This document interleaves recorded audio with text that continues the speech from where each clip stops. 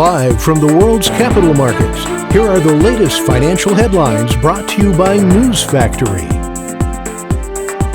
Hello and welcome to Thursday's Daily Financial Digest. And here's what's making the headlines in the markets today. The Bitcoin-dollar pair skyrocketed 8.3% in the last session. The ROC is giving a positive signal, which matches our overall technical analysis. The Euro-dollar pair corrected downwards in the last session, falling 0.1%. The ultimate oscillator's negative signal is in line with the overall technical analysis. The pound-dollar price remained largely unchanged in the last session. The ultimate oscillator is giving a positive signal.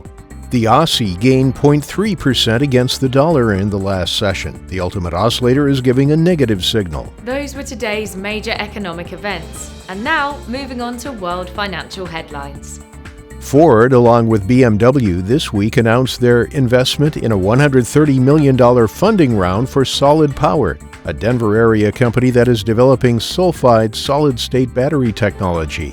Policymakers at the Bank of England are expected to significantly upgrade their growth outlook as they keep interest rates on hold at 0.1%.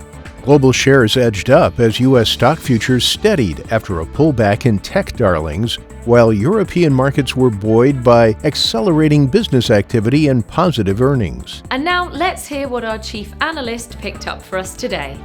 Japan's monetary base will be released at 2350 GMT, the UK's monetary policy summary at 1100 GMT, the UK's market services PMI at 830 GMT.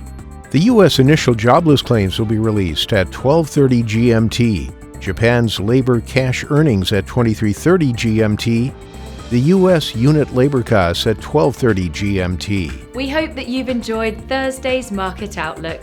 On behalf of all of us here, we wish you a productive trading day. Be sure to join us tomorrow morning for the latest news and events from the financial markets.